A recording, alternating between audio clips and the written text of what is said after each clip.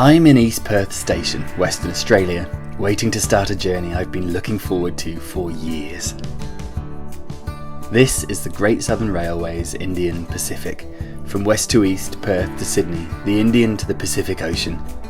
A trans-Australian journey will always be a special experience, but having crossed this vast country the hard way already, I can't wait to soak it up in a more relaxed fashion. I checked in my bag on arrival at the station and freely wandered the platform, taking in the 19 carriages of a train measuring over half a kilometre in length. I've always loved long-distance train travel. That crackle of electricity, anticipation and emotion at each station. The romantic and addictive sensation of going somewhere, heightened by the patient hum of engines and the gentle, rhythmic clickety-clack of progress. These narrow sleeper train corridors always bring a smile. I feel like I'm in a 1960s film rolling back the ages. Give me a way to travel that involves having a kip at the same time, and you're on to a winner. For the next 4 days and 3 nights, this will be my home. I'm travelling Gold Service, which means not only do I have my own cabin with a comfy fold-down bed and an ensuite bathroom, but inclusive food and drink throughout the journey.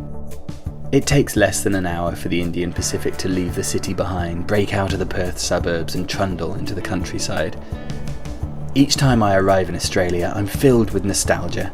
My first visit here was slightly out of the ordinary, mainly because I crossed the country by skateboard.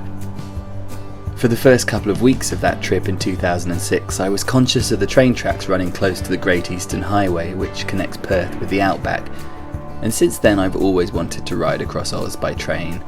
And not just because it was going to be far easier than skating.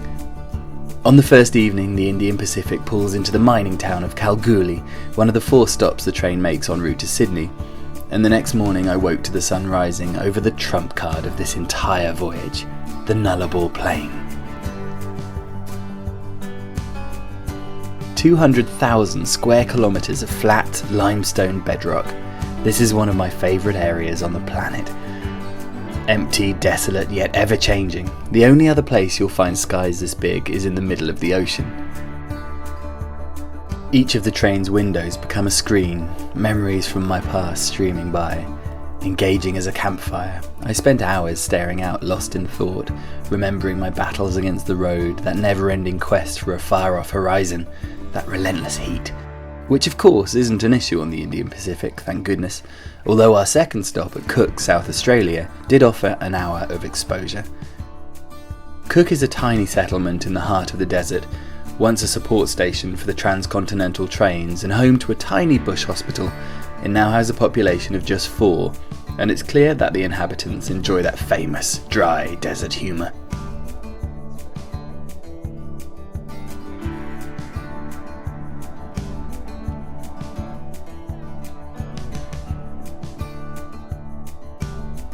Back on the tracks again, cattle, camels, emu, kangaroo and eagles became the norm. Remote airfields and ghost towns are worthy head-turners. It wasn't until the next morning that we saw trees again.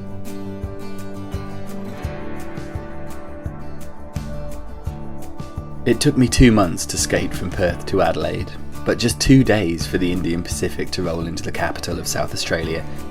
This is the longest stop on the eastbound journey, and a chance to explore Adelaide's wonderful central market.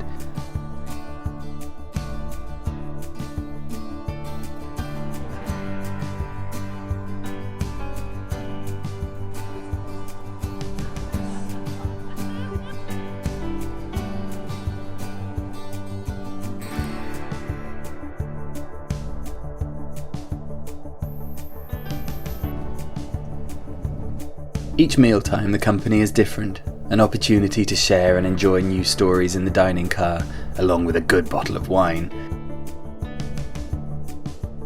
Afterwards, more drinks in one of the Indian Pacific's lounges, each one named after an intrepid Australian explorer. East of Adelaide, the countryside begins to change. No longer is the landscape flat and open. Farmland turns to hills, the colours adapt. We rumble past the Blue Mountains. The great service, kaleidoscopic views and familiar sounds and movement of the train all created an atmosphere designed for relaxation. It was almost as though 3 whole days had disappeared by the time we stopped briefly in Broken Hill and then continued on for one last overnight run towards the east coast. Seeing Australia from such a unique perspective is a true privilege, and if you, like many of my companions on this journey, give life some direction by ticking off items from a bucket list, I strongly suggest you add to it the Indian Pacific. Without doubt, this is one of the finest train journeys in the world.